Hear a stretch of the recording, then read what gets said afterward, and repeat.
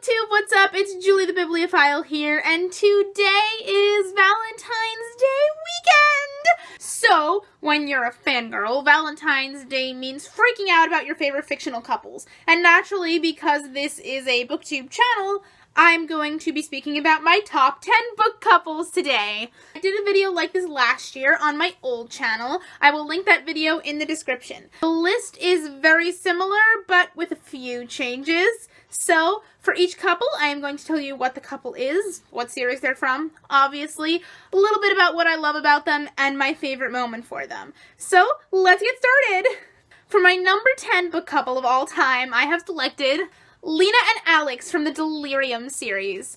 Now, I fell in love with these two from the moment I was reading this book, and what I love about them so much is the concept behind the series makes their love that much more meaningful. The fact that Lena grew up in a society where love was forbidden, and she was told that love was a disease and a crime, and that she should not love anybody despite what her mother told her growing up. And then she meets Alex, and she learns what love is, and then she realizes why this is a bad law. Her being able to love Alex after being told that love was horrible her whole life is pretty incredible. Spoiler alert! I love what they go through in the series. I'm a sucker for any couple who is in love at one point and then loses that love and has to rekindle it. And so watching them grow in the third book was painful and beautiful all at the same time. Favorite moment for them is definitely the reunion at the end of Requiem when they kiss again and he tells her that yes, he does still love her and he never stopped.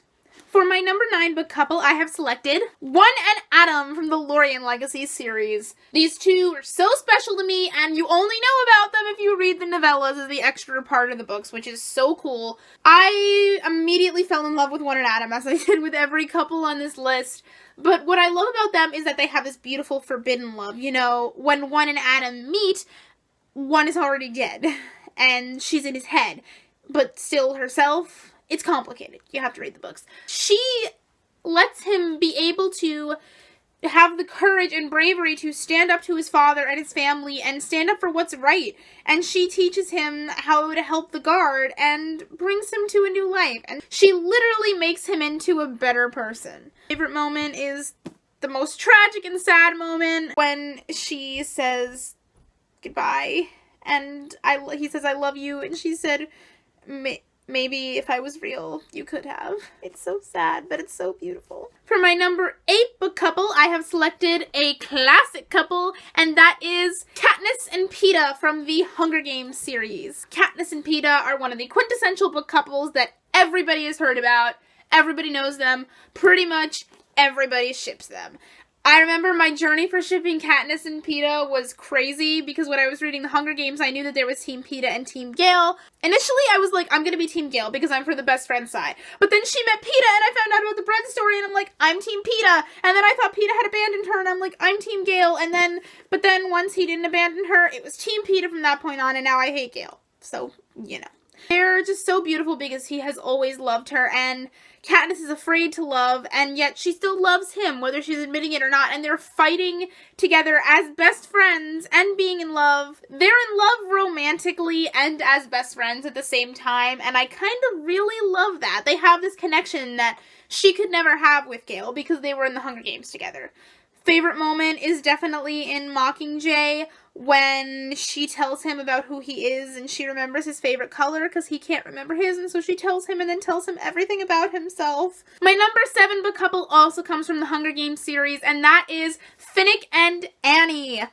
Oh my goodness, the fact that I love Finnick and Annie more than the main romance of the series is crazy. You know, Finnick was my favorite character, and Finnick is this very playerish, and to see this side of this sassy player boy who is sensitive and kind and totally in love with this girl back from home in District 4 is one of the sweetest moments of the series, I think.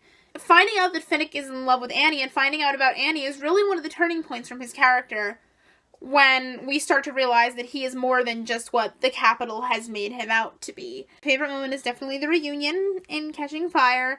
And I just love them because she's crazy. She's gone mad from being in the Hunger Games, and he still loves her.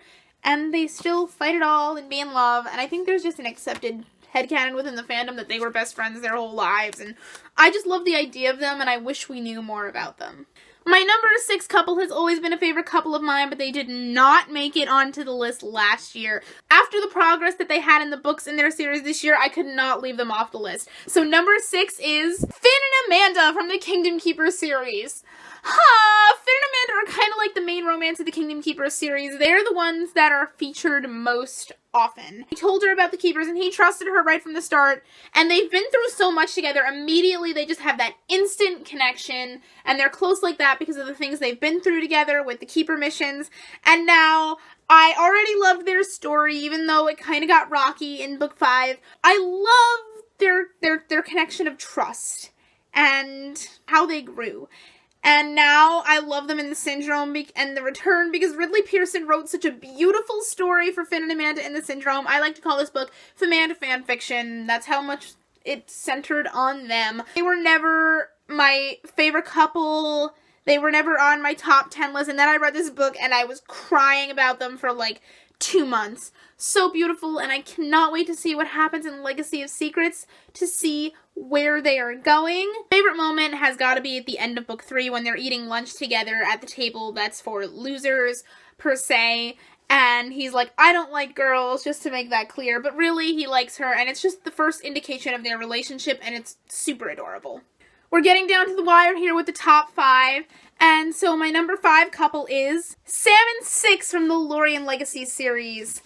What I love about Salmon Steaks, what I've always loved about Salmon Steaks, is the fear behind their relationship, which is also another kind of beautiful OTP that I love, but it's one of the most painful kinds. How she does have feelings for him, and he has feelings for her, but they're scared to act on them. He's not afraid to act on them, but she is, because she's afraid of one of them dying, and either him dying and being hurt, or her dying and him being hurt. And that's such a beautiful thing to have. Like, I don't want to be with you because I'm afraid one of us is gonna die. Come on, how much must she love him? These two are a slow burn, constantly going, like, with a feeling of wanting to be with each other and loving each other, but not acting on it, almost acting on it, but always things getting in the way. Favorite moment is definitely when 6 finally admits to her feelings, runs home from the mission with 7 and 8 and 9 and 5, and just runs up to Sam and plants one on him. My number 4 couple also comes from the Delirium Legacy series, and that is John and Sarah. John and Sarah were beautiful right from the start. How, you know, she was a cheerleader and she became a different person and let herself be a better person. So she was kind of an outcast, and John was an outcast because he was an alien. And these two outcasts together fell in love, and she was giving up everything, like her family, her life, to be with him. And they're so young, but they're so incredibly in love, and their love is so deep and reaches so far. And I love the idea of how Lorix only fall in love with one person, which is what Henri said to John. And now how John only loves one person, only has one soulmate, and that is Sarah. There's just so many layers to their love. My favorite moment has to be in The Rise of 9 when they reunite and he comes to get her and just, she doesn't think he's real and he's just holding her and crying. I cry. We are down to my top 3 book couples, and my number 3 couple is Percy and Annabeth from the Heroes of Olympus and Percy Jackson series. Now, Percy and Annabeth are always going to be right up there because they are a childhood OTP, an OTP that I've had since 5th grade. You always want Percy and Annabeth to be together. I don't really need to talk much about why I love Percy and Annabeth. They started as best friends, so it gives them a deeper connection of love than they would have had if they had just met and started dating immediately. They had a whole relationship where they could love each other and fight for each other before they even fell in love. And now they're in love, and they're literally fighting through hell to help each other and love each other. And the most beautiful thing about them, I think, is that they are destined to hate each other. Annabeth is the daughter of Athena. Percy is the son of Poseidon. Athena and Poseidon are in a constant war and hate each other, so Percy and Annabeth should hate each other naturally, but they don't. They are in love, and they're beautiful, and that's why my favorite moment for them comes from Blood of Olympus, when Percy tells Annabeth he loves her and kisses her right by the site in Athens, where the feud between Athena and Poseidon began, because it symbolizes what should be their relationship, but him telling her he loves her there is just like symbolic of them breaking down that barrier. My heart. My number 2 couple, we are returning to another series I already mentioned, the Kingdom Keepers series, and my number 2 couple is Willa and Philby. Now, there's no really kind of deep connection between Willa and Philby like I said there has been between all these other couples. There's nothing deep or symbolic or tear-jerking worthy.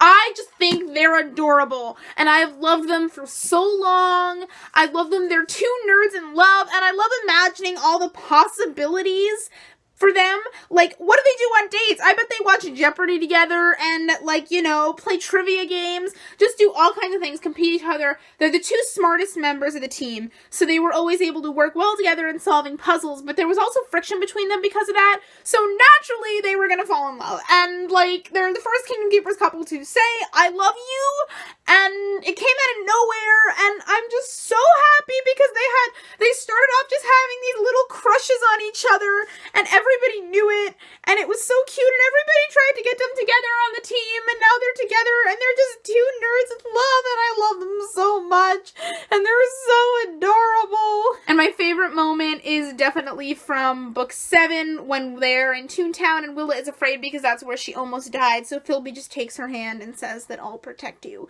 because that's when you see that he loves her.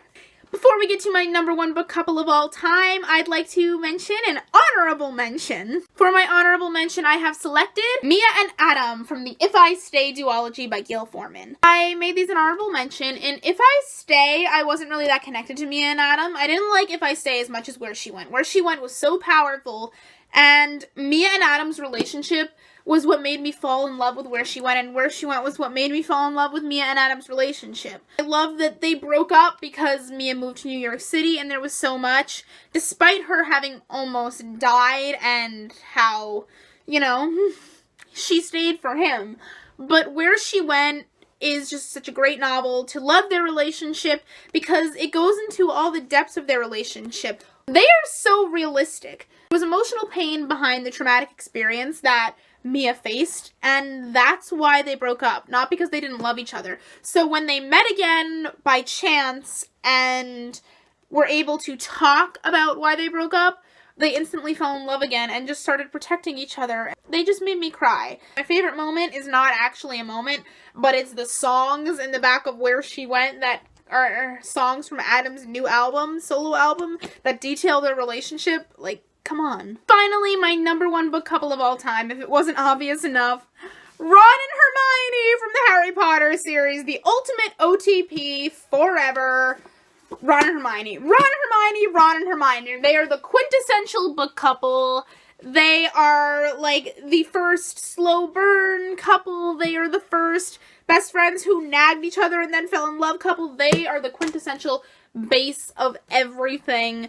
I love them. I've loved them since I was a wee little child, and I could never fall out of love with them. Sometimes I don't think about them as much, and I think they're not my favorite book couple anymore, but then I watch some stupid fan video on YouTube, and I'm in tears within 30 seconds. So yeah, Ron and Hermione are just perfect. Even though they fought the whole book series, they were always connected to each other, and favorite moment is definitely the kiss. I mean, come on. I cannot wait to read Cursed Child, and they're gonna be married! So that's all she wrote for today. Those are my top 10 book couples as of 2016. Let me know in the comments if you agree with my list and which book couples are your favorite. Until next time, I hope you all have a very wonderful Valentine's Day, and I will see you next week. Bye-bye!